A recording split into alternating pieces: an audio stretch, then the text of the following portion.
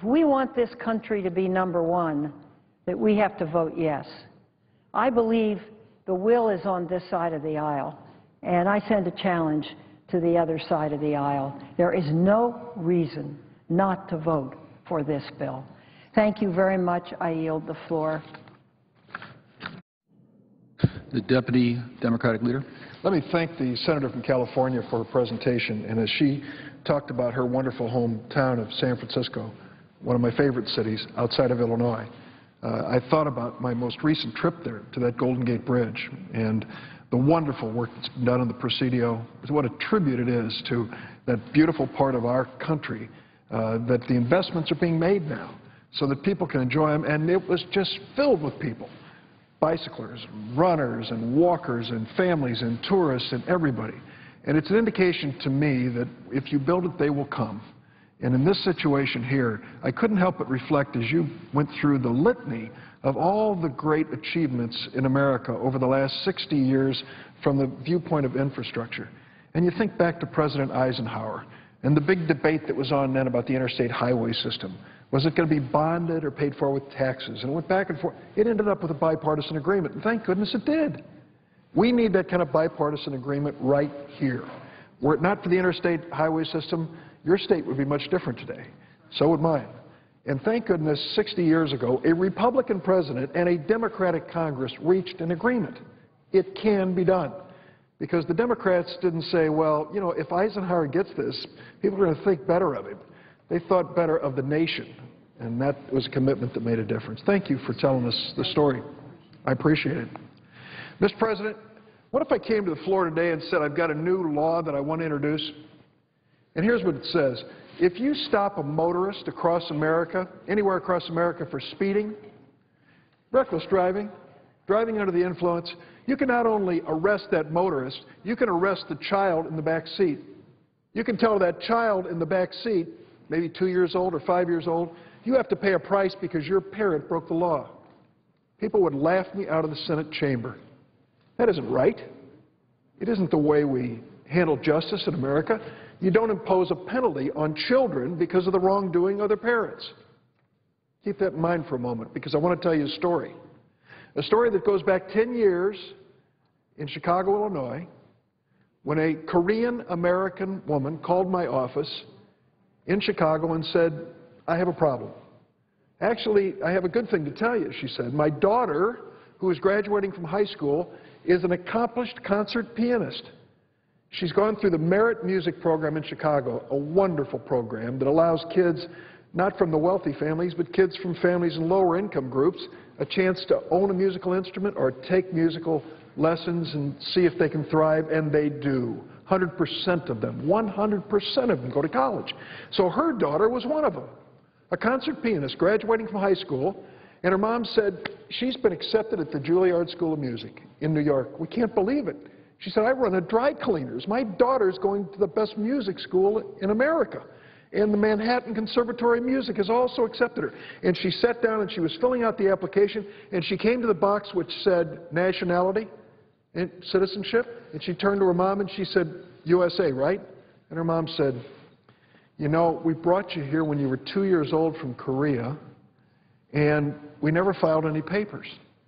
So I don't know what to call you at this point. I don't know what your legal status is. Your brother and sister were born here. They're American citizens. And her mom said, I'm a naturalized citizen. We never filed any paperwork for you. I don't know what to tell you. They called my office. We checked the law. You know what the law said? The law said that young girl had to leave the city of Chicago and America for 10 years. 10 years. And then apply to come back in. You see, her mother didn't file the papers. And at age 2, she became undocumented and illegal. It's not right. It's no more just than to arrest the child in the back seat for the speeding parent. But it was happening right before our eyes. And we started looking at it and said the only way to deal with this is to change the law.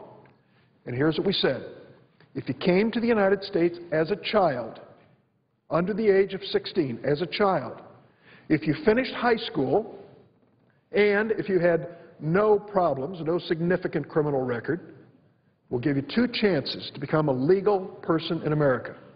First chance, enlist in our military. If you are willing to risk your life for this country, you deserve a chance to be a citizen. Secondly, finish at least 2 years of college. Not a lot of kids do that. But if you'll finish 2 years of college, we'll give you a chance to be legal. We called it the DREAM Act. And for 10 years I've been standing on the Senate floor trying to pass the DREAM Act. Time and again, we've had a majority vote here. The last time, I think there were 55, if not 53, senators. But because it's controversial, someone objected, and we needed 60 votes. And we failed. You know, Mr. President, when I first introduced this bill, I'd stand up in the Hispanic neighborhoods of Chicago, and I'd talk about it. And a lot of people would listen intently, and then I would leave and go outside to my car to leave, and without fail, usually in the dark of night, there'd be a young person standing by my car. And that person would say to me, Senator Durbin, I'm one of those kids. Can you do something to help me? Can you pass the DREAM Act? Many of them with tears rolling down their cheeks. And they'd tell me their stories, how they had no future, no place to go, couldn't go to college. If they graduated from college, and some of them had, they couldn't become engineers or doctors or lawyers or what they wanted to be. They were without a country. Time has changed that approach, and these young people no longer stand in tears in the darkness. They filled the galleries last December when we voted on this. They were all over the galleries with caps and gowns like graduates and signs that said, I'm a dreamer.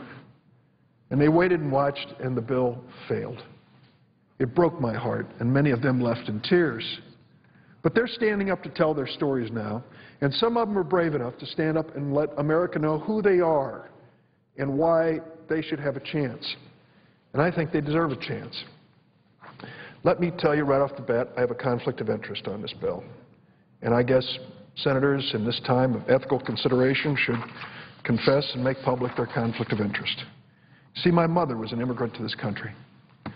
She would have been a dreamer in her day. She was brought in at the age of 2 from Lithuania 100 years ago. It was only after she was married and had 2 children that she became a naturalized American citizen. I have her naturalization certificate upstairs in my office. I'm very proud of it. She passed on. She saw me sworn into the Senate, but passed on a few months after that. As her son, a first-generation American, the son of an immigrant, I stand here as a member of the United States Senate, a privilege which barely 2,000 Americans have ever had. It says a lot about my family, but it says a lot about America, that I had my chance, that the fact that my mother came here at the age of 2, perhaps under suspicious circumstances, was given a chance to become an American citizen, raised a family, worked hard, sent her kids to school, and saw one of them actually end up with a full-time government job as a United States Senator. That's why when I hear this debate across America about immigration, I just wonder. I wonder who these people are that are talking about how evil and negative it is to have immigrants in our country. Mr. President, I just left an historic ceremony just a couple hours ago. It was at the hall in the new Visitor Center, Emancipation Hall.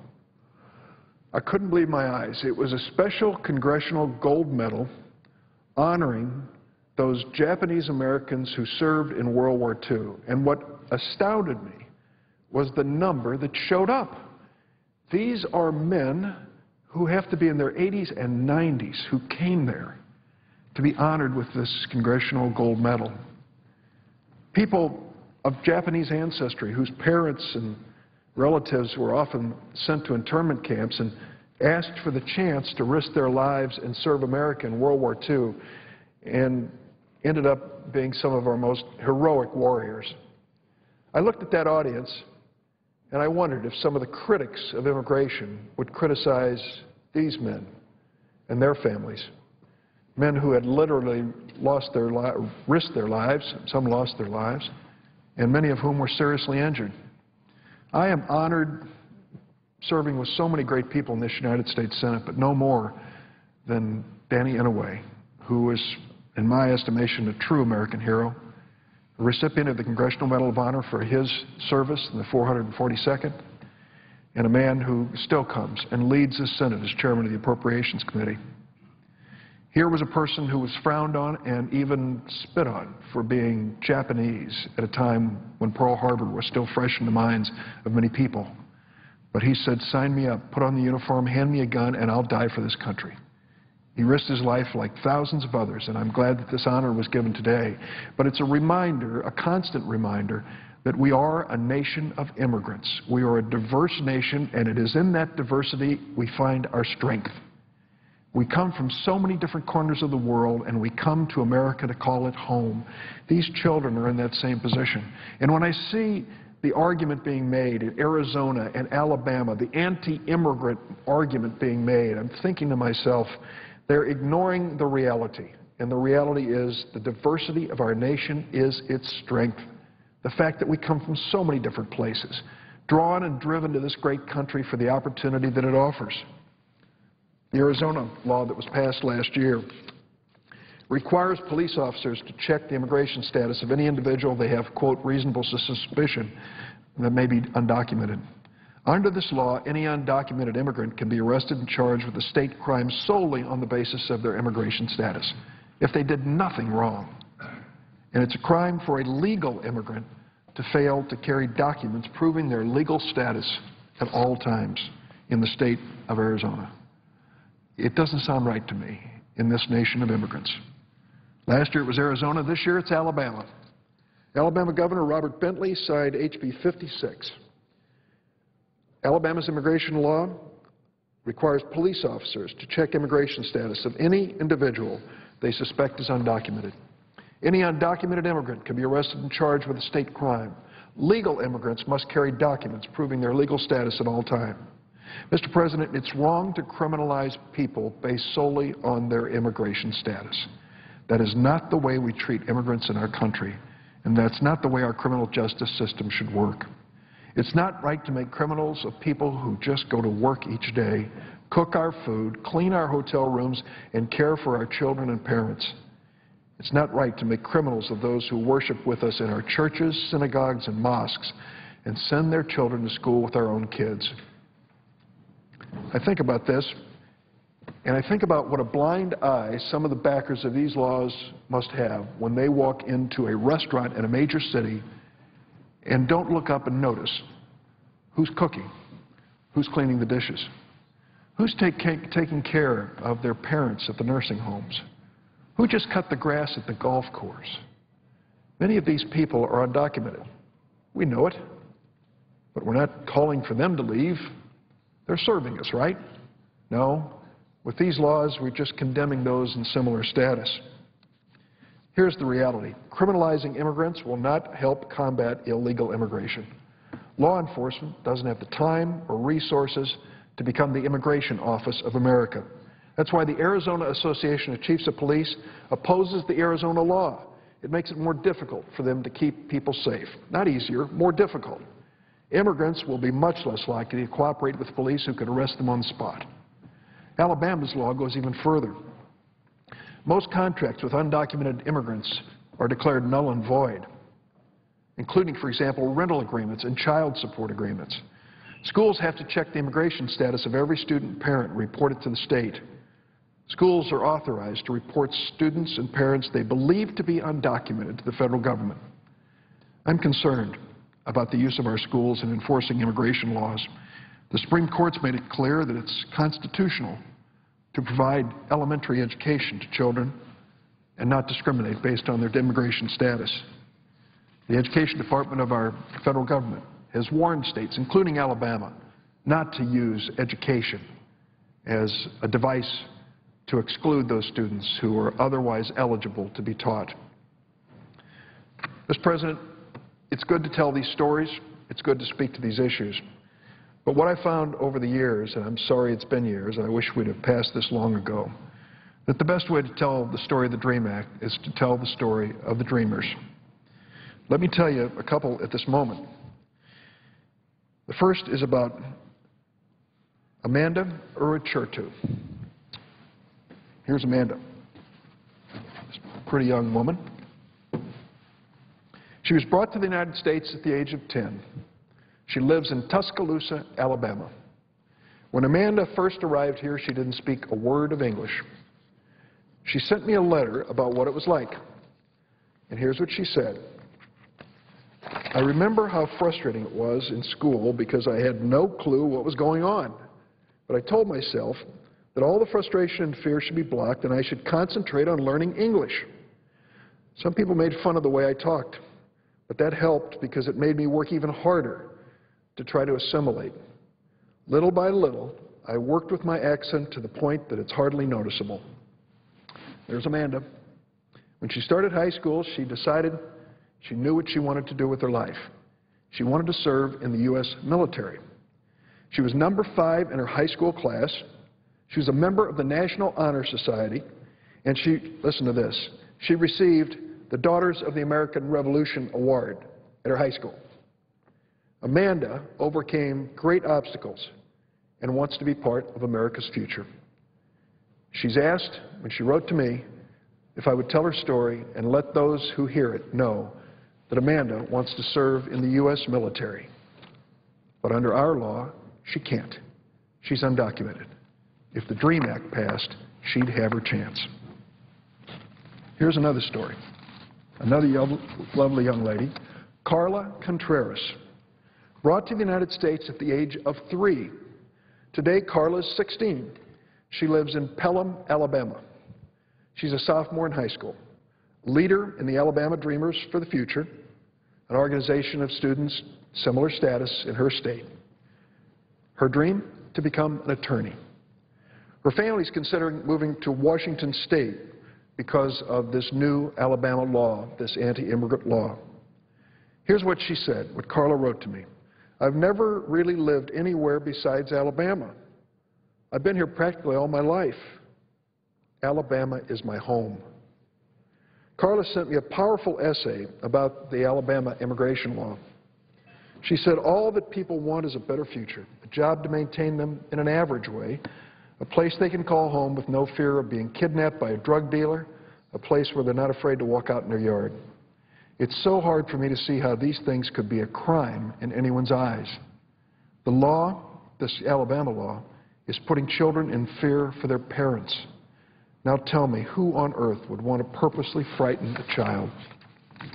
In 1982, Texas passed a law that allowed elementary schools to refuse entrance to undocumented children. The Supreme Court of the United States of America struck down that law. As a result, millions of children have received an education, and millions have become citizens. They are doctors, soldiers, policemen, lawyers, engineers, and business people who make America a better nation.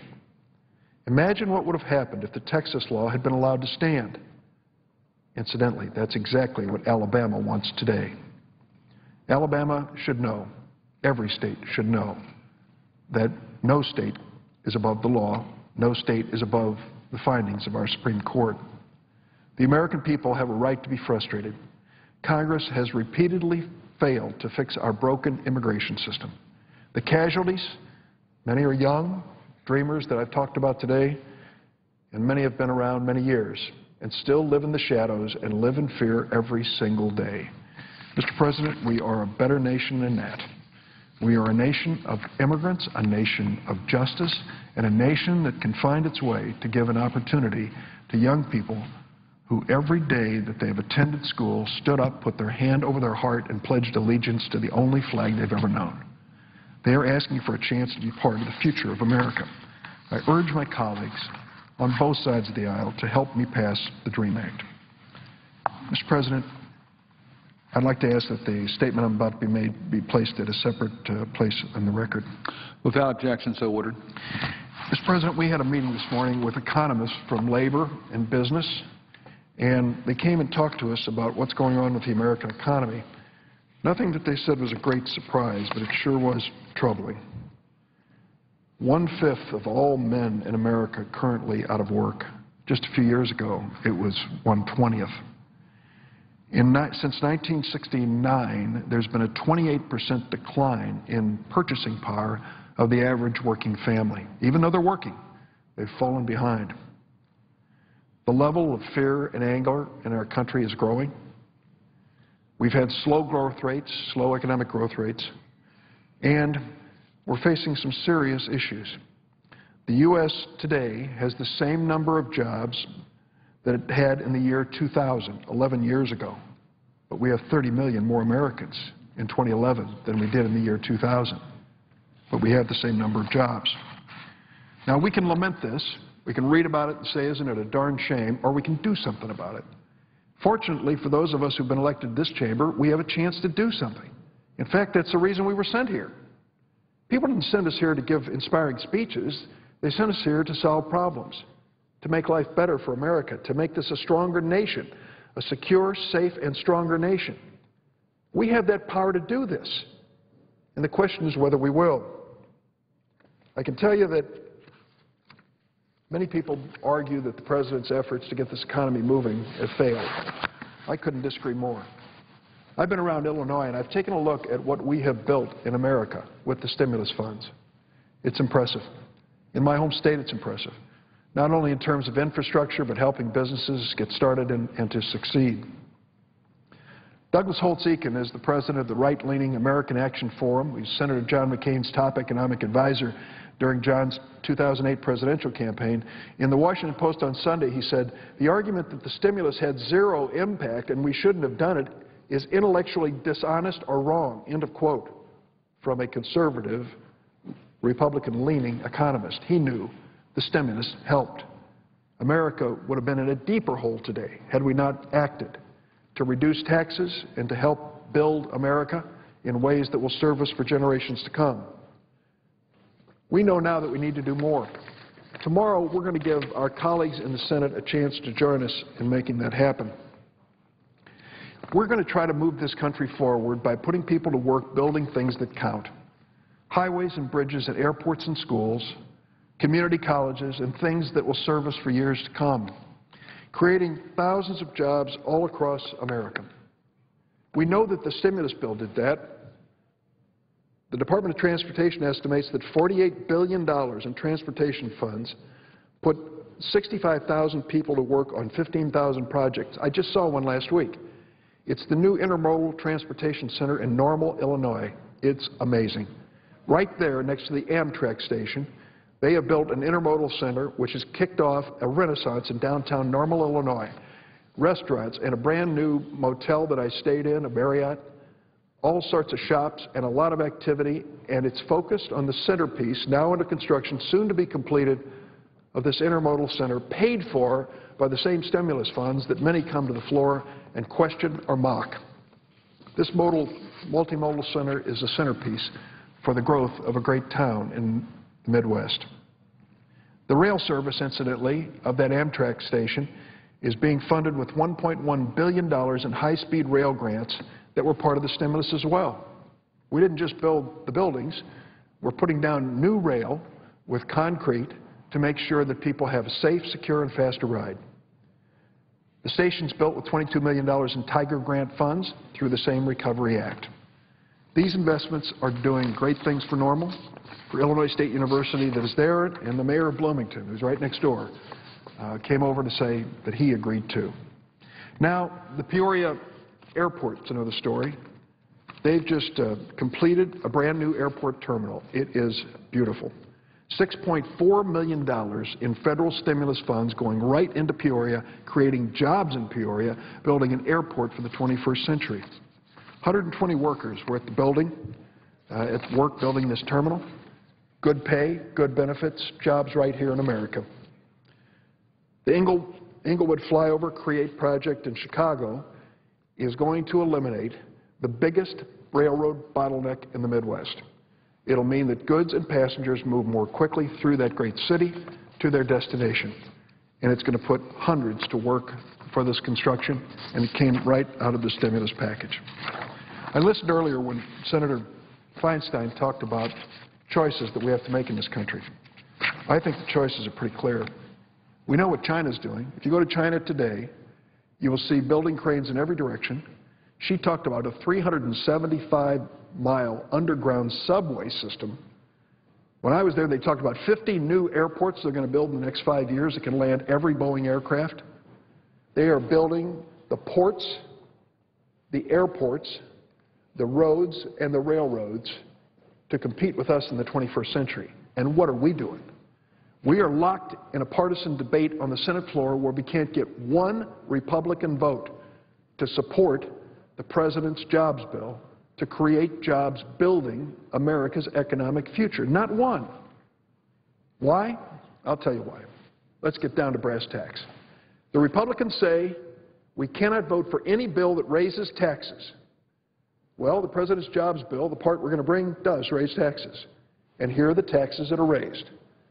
For those making over $1 million a year in income, that's over $20,000 a week in income, we say on the income over $1 million, you have to pay a surtax of 0.7%. 0.7%. So that would mean that the first $100 that the millionaire makes over $1 million, they would have to pay 7 cents. And the Republicans have said, no way. We will not make the millionaire pay 7 cents on the first $100 he earns over $1 million, even if it means putting people to work in America. Who disagrees with that position? A majority across America. A majority of Democrats, independents, and a majority of Republicans, a majority of the Tea Party members disagree with the Republican position.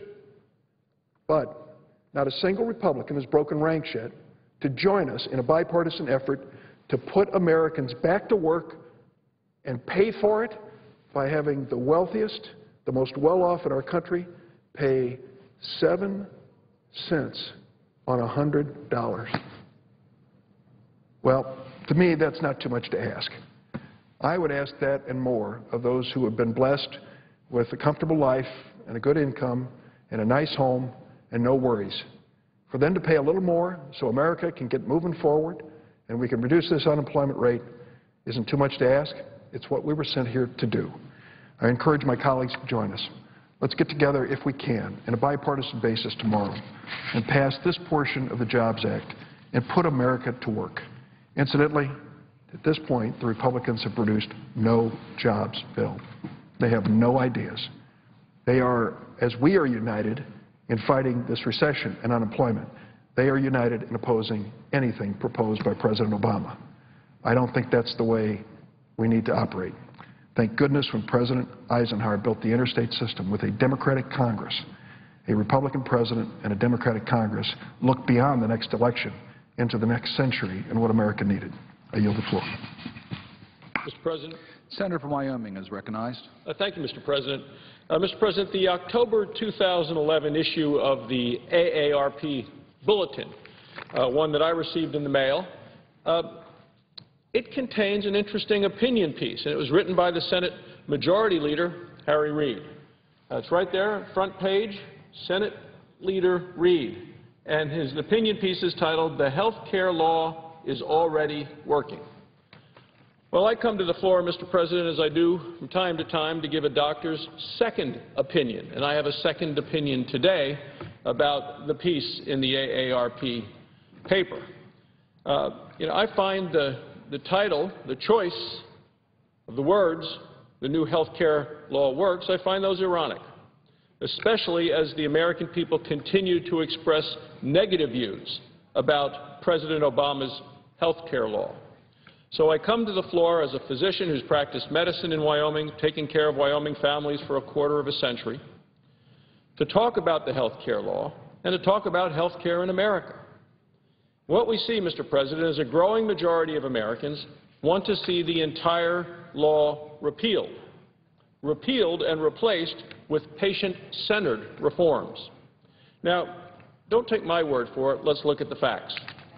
On October 28, 2011, just last week, the Kaiser Family Foundation released its monthly health tracking poll. This is a nonpartisan Kaiser survey, and it tracks the public's views about the health care law, and they've been doing it ongoing.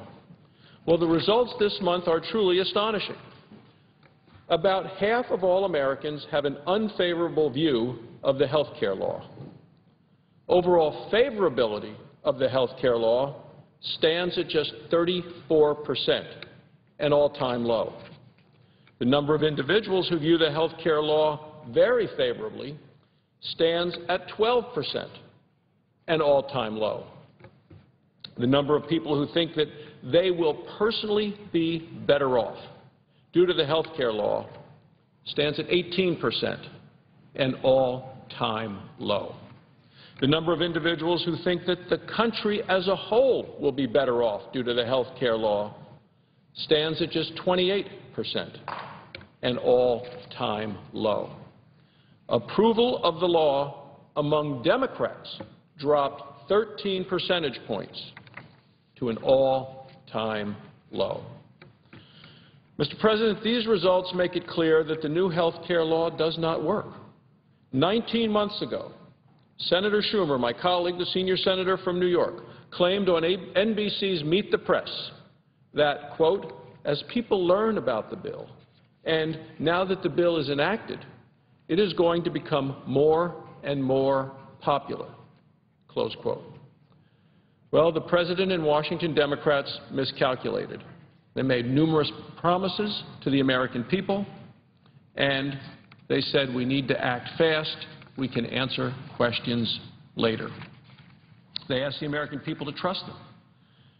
Then the nation watched as weeks went by, news stories uncovered another health care law glitch, another health care law unintended consequence, and another of the President's broken promises.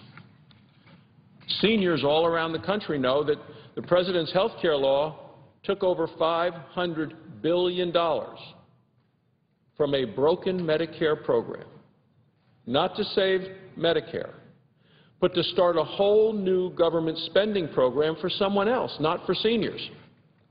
Medicare patients know that the health care law failed them and failed to address the broken physician payment system. America's seniors understand that Washington Democrats can't cut $500 billion from Medicare and then claim that those cuts won't impact their own health care. When you look at Medicaid, governors all across the country know that the health care law's Medicaid expansion will restrict patient access to care and very likely bankrupt our states. Medicaid only pays health care providers cents on the dollar.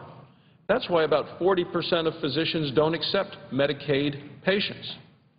You know, having a government health care card doesn't mean patients will actually have access to medical care. We also have concerns, since the law was passed, about employers dropping coverage. President Obama promised that if Americans liked their current health care plan, he said that under the law they would be able to keep it. Well, over the last 19 months, employers have made it clear that the law's mandates are too expensive, threatening their own ability to offer health insurance to their employees. A reputable national consulting firm surveyed more than 1,300 employers across industries, geographies, and employer sizes. The company produced a report titled How U.S. Health Care Reform Will Affect Employees' Benefits. The company, McKinsey & Company, found that overall 30% of employers will either definitely or probably stop offering employer-sponsored coverage after 2014. And that's when the President's health care law goes into full effect. Among employers with a high awareness of the health care law, understanding the specific implications of the law, that number of those who will either definitely or probably stop offering employer-sponsored coverage jumps to 50%. At least 30% of employers would actually gain economically by simply dropping coverage, even if they compensate employees through other benefit offerings or higher salaries. So how did we get from, if you like the plan you have, you can keep it, to 30% of employers will either definitely or probably stop offering health insurance? The problems continue to mount. Recently, October 20th of 2011, Walmart announced its decision to scale back health insurance for some part-time employees. A New York Times article explained that future part-time Walmart employees working less than 24 hours per week won't be allowed to join the company's plan. New part-time employees working between 24 and 33 hours a week Well, they won't be able to buy insurance for their spouse. The New York Times article quotes Walmart as just saying that the increasing cost of health care is the reason for the change. Now let's take a look at people's premiums. In 2009, President Obama promised his health care plan would reduce health insurance premiums $2,500 a year for families in America. Well, the opposite has occurred. President Obama's law has forced Americans to pay more for their health care premiums. On September 27, 2011, the Kaiser Family Foundation issued a report showing that the employer average annual family premium increased 9% from $13,770 to $15,073. The employer average annual single premium, the other was the family, now for singles, premium increased 8% from $5,049 to $5,429. And of course, part of this premium increase is tied directly to the health care law. Then let's look at the CLASS program. That program has recently failed. Remember, President Obama's health care law established a brand new federal long-term care entitlement program. It was referred to as CLASS, but the letters stood for Community Living Assistance Services and Supports. Well, to qualify, people would have to pay the government a monthly premium for 5 years. And then after those 5 years, they could begin collecting benefits. Well, it's now known that the CLASS program was an intentionally designed budget gimmick. The Congressional Budget Office estimated that the CLASS program would reduce the deficit by $86 billion. The savings were mythical. And those savings came from the premium dollars that the CLASS program would collect for the first 5 years. All the while, the program wasn't required or allowed to pay out any benefits to individuals, so all the money would be coming in. Well, instead of holding on to that excess money being collected to pay out for future expenses, Washington Democrats here in the Senate used those funds to pay for President Obama's health care law. Fast forward, we now know for sure that the program is not financially viable and does not work. How do we know that? Well, many of us knew it while the debate was going on in the Senate floor a few years ago. But on October 14th of this year, Health and Human Service Secretary Kathleen Sebelius announced the administration will not implement the CLASS program. An op-ed that she has written appeared in the Huffington Post, and it said, as a report our department is releasing today shows, we have not identified a way to make CLASS work at this time. The Obama administration had 19 months to figure out how to implement the program. They couldn't do it. Administration officials at the Department of Health and Human Services knew that the CLASS program was unsustainable. And I believe that they knew it before President Obama signed the health care law. They knew it, the administration knew it, and the administration failed in their duty to be honest with the American people and tell them. Today, the White House still refuses to admit that the CLASS program is a colossal failure.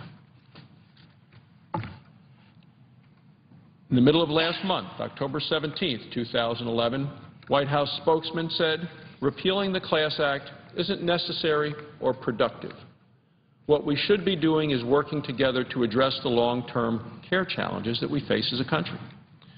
How can the White House admit that this part of the health care spending law will burden taxpayers with yet another unsustainable entitlement program and at the same time demand that it stay on the books? I mean, how do they do that? So it just comes to me, Mr. President, when I received that AARP mailer, the AARP bulletin, the headline, "The Health Care Law is Already Working," by the Senate Majority Leader, I came to the conclusion that I needed to come to the floor with a second opinion. The health care law must be repealed. It must be replaced with reasonable, common sense, and financially sound alternatives. This health care law is not working. It's not good for patients. It's not good for providers, the doctors and the nurses who take care of those patients. And it is not good for the American taxpayers. So, Mr. President, I will continue to come to the floor of the Senate as we learn more and more about this health care law. It just does seem that just about every week or so there is a new unintended consequence that comes forth, a new concern for patients, a new concern for providers, a new concern for the taxpayers. And I will continue to work with my patients and with my colleagues to find a health care law that gets patients the care that they need from a doctor that they want at a price they can afford. Thank you, Mr. President. I yield the floor.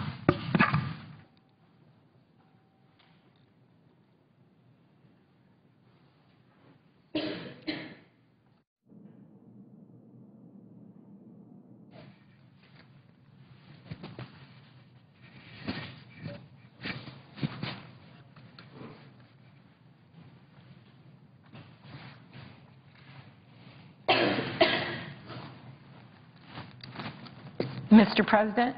From Minnesota. Mr. President, I'm here today to discuss the critical need to address our nation's crumbling transportation and infrastructure system. The cracks in this system became abundantly clear to all of our country, and in fact the entire world, when on the afternoon of August 1st, 2007, the I-35W bridge in Minneapolis collapsed into the middle of the Mississippi River, taking the lives of 13 Minnesotans and injuring so many more. As I said that day, a bridge just shouldn't fall down in the middle of America, especially not an 8-lane interstate highway, which is one of the most heavily traveled bridges in our state, especially not at rush hour in the middle of a metropolitan area, especially not a bridge 6 blocks from my house, a bridge that I take my family over all the time to go out to visit their friends. That's what happened that day, in the middle of a sunny day in the middle of America. And yet 4 years after the I-35W bridge has collapsed and been rebuilt, 25% of our nation's bridges are still structurally deficient or obsolete. I wish I could say that the bridge collapse was the only tragedy that my state has suffered because of a broken infrastructure system. It's not. We saw another one just this October in Goodhue County on Highway 52, which connects the Twin Cities to Rochester, the home of the Mayo Clinic. Within a 10-day span, one intersection on Highway 52 between Rochester, Minnesota, and the Twin Cities of Minnesota was the site of 2 fatal crashes that claimed 3 lives and injured others. Even before these tragic crashes, everyone agreed that an interchange was needed so that drivers weren't forced to risk racing across a 4-lane divided highway. But the county and the Minnesota Department of Transportation didn't have the funds to build an interchange which could have eased the situation, could have saved 3 lives. The worst part? That intersection of Highway 52 isn't even the most dangerous stretch of that road. In fact, local leaders have marked several other projects as higher safety priorities. And yet the funds aren't there. The money isn't there to address those problems. These are just 2 examples of the impact of our infrastructure and transportation needs in this country. There are tens of thousands of more in small towns and big cities from Maryland to Minnesota. That's why I've come to the floor to discuss the Rebuild America Jobs Act, legislation that I introduced with several of my colleagues, including Senator Manchin of West Virginia and Senator Sheldon Whitehouse of Rhode Island. We have come together as senators from all corners of the country because we recognize the urgent need for new and bold initiatives to rebuild America. Our legislation would get the ball rolling on desperately needed improvements by establishing an infrastructure bank, something that has long garnered bipartisan support in the Congress, and directing $50 billion toward infrastructure. Both of these ideas, as I've noted, have enjoyed bipartisan support in the past. In fact, standing there with us this afternoon was Ray LaHood former Republican congressman who is now the Secretary of Transportation under a Democratic president. We have always said there is no such thing as a Democratic bridge or a Republican bridge. There is no such thing as a Republican highway or a Democratic highway. Transportation has always been a bipartisan issue in this country. It must continue to be so, and that is why we're continuing to push this legislation. We may not pass it this week, but I know from my colleagues on the other side of the aisle there continues to be interest in moving ahead on infrastructure funding. The legislation is about improving public safety, so no bridge ever collapses again in the middle of America, but it's also about creating better opportunities for our businesses and jobs. I say that because if you look back through history, it's clear that many of the major milestones that contributed to America's greatness were rooted in our infrastructure. Whether it was connecting the East and West Coast by rail in 1869, or the WPA in the 1930s, or the construction of the interstate highway system that began in the 1950s with a Democratic Congress and a Republican President, Dwight Eisenhower, or even the amazing innovations of the early American auto industry. Our country did not move forward because our leaders tinkered at the edges of the status quo. America flourished because of innovators like Henry Ford, who once said, "If I'd asked my customers what they wanted, they'd have said a faster horse." Well, then he turned around and he built the Model T. If Henry Ford were alive today, he would say that America cannot afford to take a horse and buggy approach to infrastructure. And yet that's what we've been doing. While other countries are moving full steam ahead with infrastructure investments, we're simply treading water. And in an increasingly competitive global economy, standing still is sadly falling behind. China and India are spending about 9% and 5% respectively of their GDPs on infrastructure. Even Europe spends 5% of its GDP, and yet how much are we committing right now? About 2%. The effects of this short-sighted strategy are increasingly clear. In its 2007 and 2008 report, the World Economic Forum ranked American infrastructure 6th in the world. That was only a few years ago, and yet we have already slipped to 16th place, putting our roads roughly on par with those of Malaysia and far behind those of Germany, Canada, and Hong Kong. This is a huge problem because the strength of our infrastructure is directly tied to the competitiveness of our economy. Just look at the numbers. As our country slipped in the rankings for infrastructure, we also dropped in the World Economic Forum's ratings on competitiveness. Last year we were 4th place. This year we're in 5th place. Competitiveness is a huge element here because this isn't just about global bragging rights. Fundamentally, it's about lifting the parking brake that has kept our economy idling and addressing the major inefficiencies we've seen in our infrastructure system. If we want to move to this next century economy, it's going to be about exports. It's going to be about making stuff again, inventing things, exporting to the world. And if we don't have the roads to carry the trucks to bring those goods to market, or the waterways and the barges to do it, or the air traffic control system that's up to speed on a competitive basis internationally, we are not going to be that economy that so many of our workers and so many of our businesses want us to be. Failing to move ahead will have consequences that no one likes. Just for example, it would not be altogether different from levying a multi-billion-dollar tax on American industry. I say that because inefficiencies in infrastructure are expected to drive up the cost of doing business by an estimated $430 billion, according to the American Society of Civil Engineers. That's just in the next decade. America spends 4.8 billion hours in traffic, just sitting there in traffic every single year. When trucks idle in traffic on the highway or wait at port facilities to be loaded and unloaded, or when freight trains sit waiting to pass on our congested rail network, our economy hemorrhages dollars, losing roughly $200 billion each year. To put that number in perspective, it's roughly 1.5% of our gross domestic product. Increased transportation costs will make it more expensive for companies to ship goods and purchase raw materials. We can only expect that those costs would be passed on to customers. Traffic congestion, as I mentioned, costs us billions. When I said that $4.8 billion per year, actually when I said it, I thought, did I get that wrong? Is it millions? But no, Mr. President, it is in fact 4.8 billion hours each year stuck in traffic. That is $101 billion in lost revenue. That is $713 per motorist. The bad news is that without action, those numbers are only going in one direction, up. By 2020, it is estimated that our crumbling infrastructure will cost our economy more than 876,000 jobs and $897 billion in lost GDP growth. As I alluded to earlier, the public safety aspect of this debate is also incredibly important, and it's something we can't afford to ignore, particularly in the context of population growth. According to the Census Bureau, the American population is expected to add another 120 million people by 2050. That's a 40% increase in 40 years. And it's like adding the entire nation of Japan or more than 3 states of California. Think about that. We can't stand still on our infrastructure. That's 120 million more people on our roads, bridges, tunnels, highways, and airports, structures that are already insufficient for meeting the needs of today's population. But here's the good news. Addressing this challenge doesn't just make sense from a long-term competitiveness perspective. It also makes sense because it would be an immediate shot in the arm for our economy.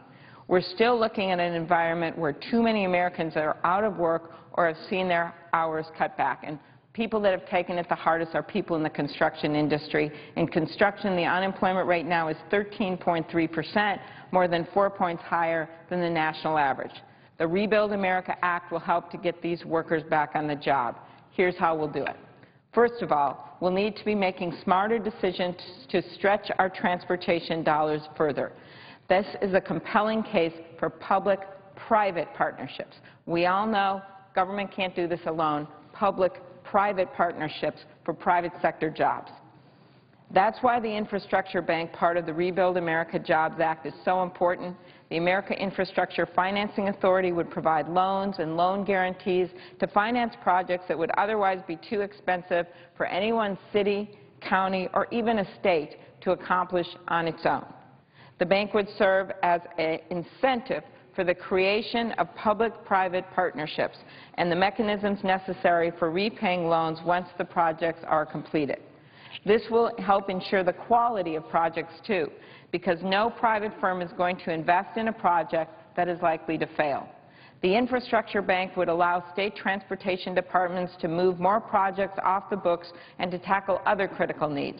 So the Minnesota Department of Transportation could finally have the resources to focus on fixing Highway 52 and Goodhue County Road 9, or projects in Missouri, or projects in Maryland, or projects in Oregon. There are needs all over this country. I want to make an important point here that the American taxpayer needs to know, and that is that they would be protected as well. Projects would be considered and reviewed by expert staff separate from the independent and nonpartisan board, which would select the projects. There are strong oversight protections, and projects would have to be backed by a dedicated revenue stream. All of this is part of the reason that this infrastructure bank has always had bipartisan support. Senator Kerry has worked very hard on this legislation, as many of my Republican colleagues. They have suggested a similar model in this BUILD Act, many of the sponsors. The BUILD Act has 10 bipartisan co-sponsors. Beyond bipartisan congressional support, an infrastructure bank has earned the support of people as far-ranging as the Chamber of Commerce to the AFL-CIO. With the initial infusion of $10 billion that the Rebuild America Act proposes, it is estimated that it could leverage private investment to generate between $300 and $600 billion for infrastructure improvements. The Infrastructure Bank is the kind of bold and new action that we should be taking as a nation. Coming from a state, as I do, where there is a large rural population, I also think it's important to note that rural America, whether they're in South Dakota, whether they're in North Dakota, or Montana, or Nevada, should not be left behind here. The Infrastructure Bank would be structured so that the kinds of projects that are important to rural regions, like clean drinking water and sanitary sewer systems, could also compete for loans and loan guarantees. Right now, too many repair and replacement projects in our nation's drinking water and sanitary sewer systems are endangered by a lack of funding. According to the 2008 EPA Survey of Needs, Minnesota needs $4.1 billion to upgrade our drinking and sanitary water systems alone. And in 2011 alone, my state has $400 million worth of projects that are just sitting there. Clean water projects are vital to the safety and health of our communities, particularly our rural communities. We all benefit from projects that can promote public health, protect our environment, help create jobs, and support local infrastructure. Let me give you an example. In southwestern Minnesota, we're working on a three-state effort with Iowa, South Dakota, and Minnesota to get water to 20 communities. The region's current lack of water has brought economic development to a standstill in an area where there are all kinds of possibilities for development in an ag community. According to the manager of the Lincoln Pipestone Rural Water System in Minnesota, this lack of clean water has forced the community to turn away businesses that would have otherwise opened in the area, including a large dairy plant, a large cattle feeding operation, biofuels plants. That's just in the last 5 years. In other words, the community has lost untold jobs and economic growth because it lacks the water. Importantly, the infrastructure bank that the Rebuild America Jobs Act would create also includes technical assistance to rural communities. And 5% of the initial investment to capitalize the bank would be designated for projects in these very areas. That's $500 million for rural America. As we move forward with this conversation, we can't lose sight of the critical importance of the multi-year surface transportation bill. This is something we need, and we need it now. The surface transportation bill gives certainty to state departments of transportation so that they can make the multi-year planning decisions on how best to spend the federal and state resources. The certainty of a multi-year bill also benefits the private sector.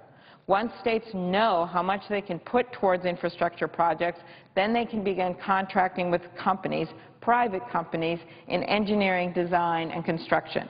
These are companies like Caterpillar, which employs 750 people at its road paving equipment manufacturing facility in Minnesota. I visited there in August.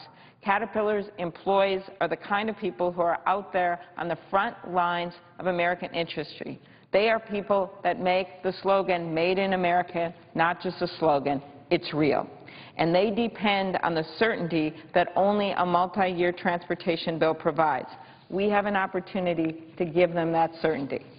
I know Chairman Boxer and Senator Inhofe have been working on this out of their committee, but I did want to keep in mind that as we work on the Rebuild America Jobs bill and we work on the transportation bill that we're talking about today that I would like to get passed by the end of this year, that we also are cognizant of the fact that there is a very important two-year bill that they are debating at this very moment.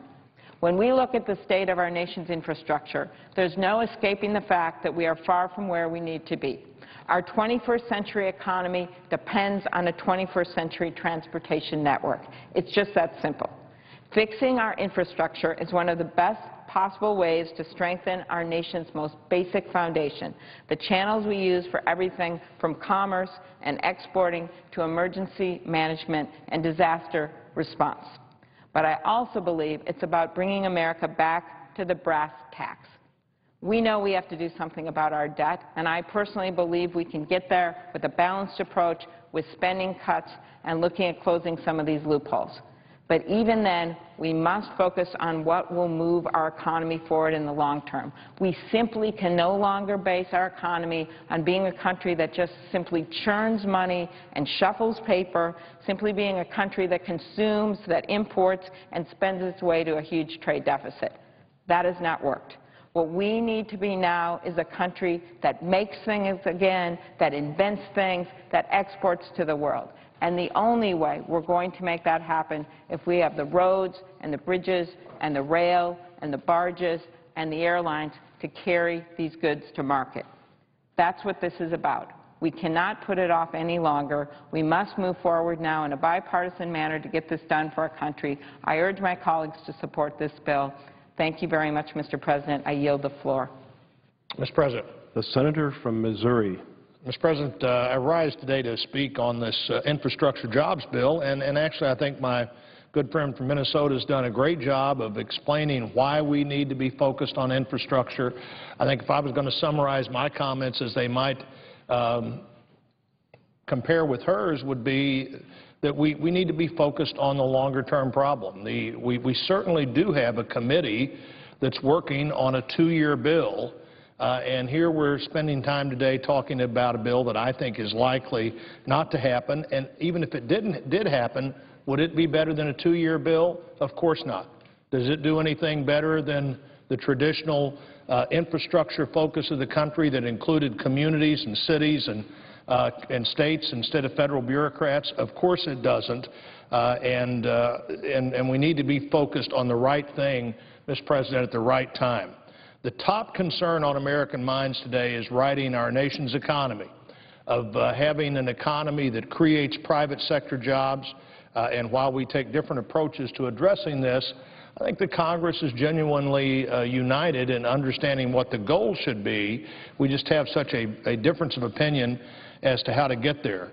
What role does infrastructure play in private sector job creation and competition? It plays a critical role. In fact, it's one of the few places where the federal government actually can take actions that specifically create private sector jobs.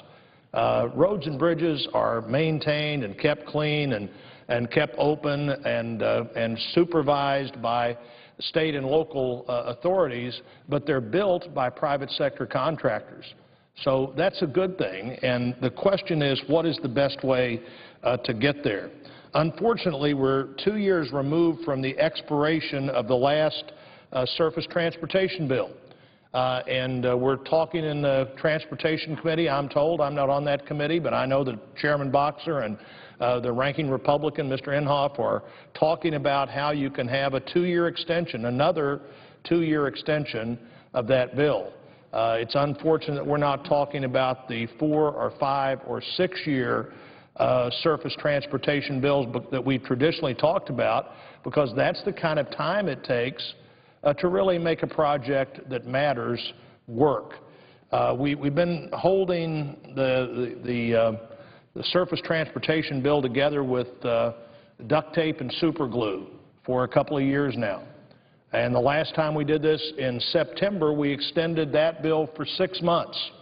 And the President, frankly, began to put his energy behind this different proposal that I have lots of concerns about, but I have even greater concerns about the fact that the energy and focus is there instead of on how do we get at least a 2-year extension of a transportation bill, a surface transportation bill that would work. I said we were holding the bill together, the legislation together by duct tape and super glue. Unfortunately, that's probably how we're also holding the transportation system together, because you can't have the Eisenhower vision that was mentioned earlier of an interstate system. You can't have an Eisenhower vision that has a 6-month shelf life or a 6-month window of opportunity. If you're going to have that kind of system put in place, you have to have a system that is put in place with an understanding that this is an ongoing program, that we have ongoing sources of funding, that we have ongoing ability to contract. And that's why, Mr. President, we need to be talking about the best way to find new and innovative ideas to invest in our infrastructure development. I'm increasingly concerned that this legislation we're talking about today takes a short-term, federal bureaucrat knows best approach rather than the approach that we've had good success with in the country when we really were building roads and bridges and airports and infrastructure in ways that matter. In all of our home states, certainly in my home state of Missouri, community leaders and job creators tell me that they're clearly looking for more certainty of how to create jobs. They need the ability to look beyond 3 or 6 months in order to plan and anticipate investment levels and expand their operations.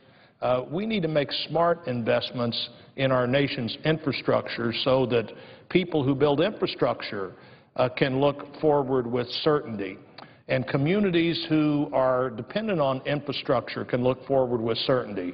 And a business that's thinking about making a job-expanding commitment to a community knows what the highway plan is for the decade, not for the next day. And we have to get there, and you can't get there 6 months at a time.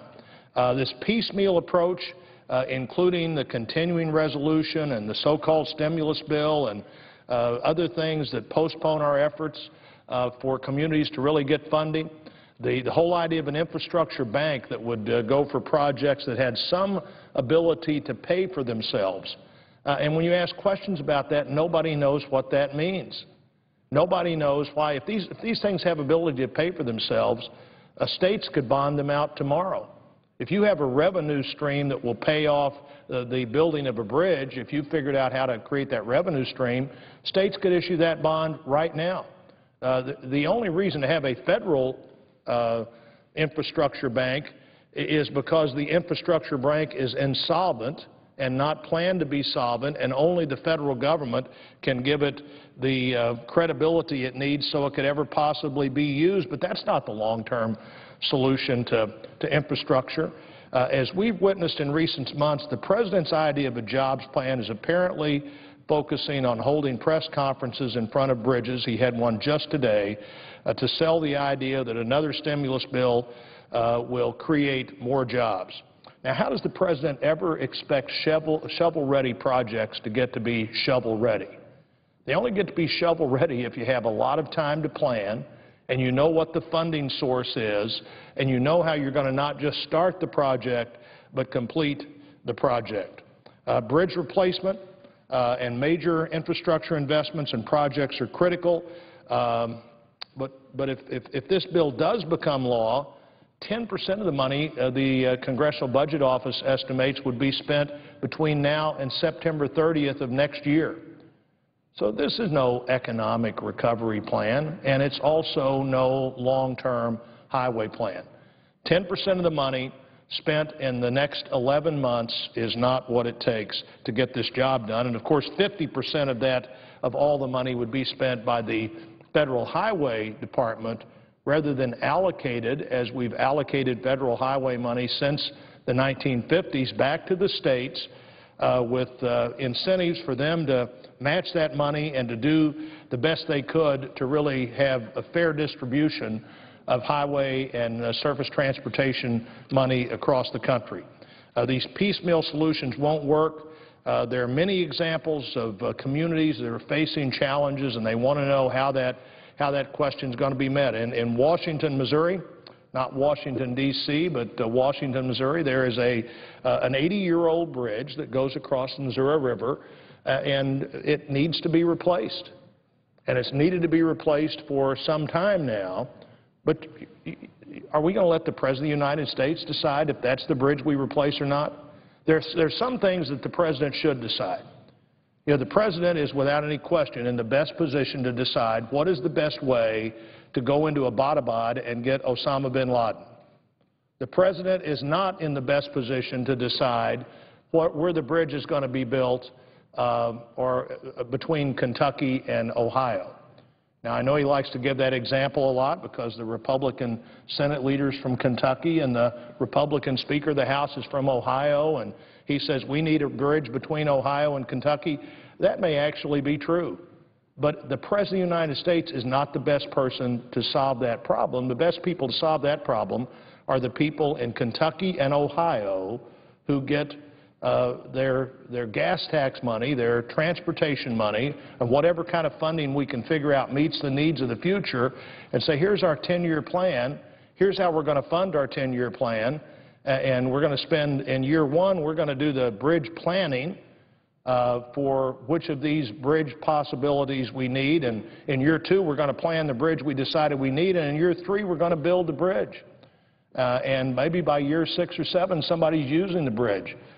This is the idea. These ideas of these short-term solutions just simply don't work. State departments of transportation are hesitant to commit to long-term projects without the assurance of a funding stream in the future. The President's bus tour will not provide individuals with more certainty, but a steady, long-term investment plan will work to answer these questions. We need a clear federal infrastructure blueprint to help county commissioners, to help contractors and cities, to help statewide departments of transportation lay the groundwork to plan, to assess local needs, to hire more employees, to make the decisions necessary to encourage economic growth. In addition to the short-term approach that I think this bill has, I'm concerned with some of the policies included in this proposal. With the increased funding for discretionary proposals, grant programs like the federal Tiger grants and now the Infrastructure Bank, the message being sent to the states is that Washington bureaucrats will set the priorities. Our entire infrastructure network is in desperate need of comprehensive updating that refuses to be put off any longer. We need to refocus all our efforts on the modes of transportation, the flexibility between them. Why we continue to rely on fragmented programs makes no sense to me or lots of other people. The answer is not to continue writing blank checks to the administration and then hoping that the people will have who make the decision with zero accountability, frankly, will somehow make that in the best interest of all of our states. We need to do the hard work of crafting and investing in a formula that works for the future. Chairman Boxer and Ranking Member Inhofe have been working hard putting together a new reauthorization bill. I wish that was a 6-year bill, not a 2-year bill, but I'll tell you, a 2-year bill has greater possibilities for success than a 6-month bill that will go away before it is able to do any good. I look forward to starting the work. I hope we can stop taking time on things that won't work and start solving the problems that have to be solved for the country to have the private sector job recovery that we need and to be prepared for the next century, as well as people in this body worked in the 1950s to see that we'd be prepared for the last 50 years of the last century. And I believe, Mr. President, there's the absence of quorum, and